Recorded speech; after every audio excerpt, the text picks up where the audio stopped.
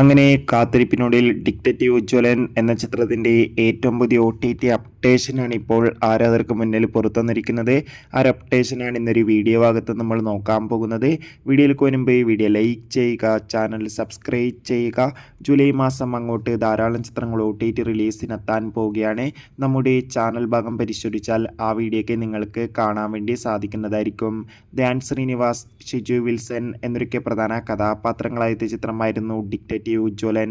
അത്യാവശ്യം ഒരു വിജയം ചിത്രത്തിന് സ്വന്തമാക്കാൻ വേണ്ടി സാധിച്ചിട്ടുണ്ടായിരുന്നു.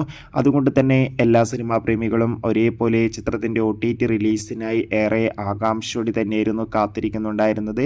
ഫൈനലി ചിത്രത്തിൻ്റെ OTT അവകാശങ്ങളൊക്കെ നെറ്റ്ഫ്ലിക്സ് എന്ന OTT പ്ലാറ്റ്ഫോം സ്വന്തമാക്കിയെന്ന് ഒഫീഷ്യലായി കൺഫേം ആക്കിയിട്ടുണ്ട്. ഇപ്പോൾ ഇതാ ഡിക്റ്റേറ്റീവ് ജ്വലൻ എന്ന ചിത്രം ജൂലൈ 11-ാം തീയതി, അതായത് നാളെ റിലീസ് ചെയ്യുമെന്ന് കൺഫേം ആക്കിയിട്ടുണ്ട്.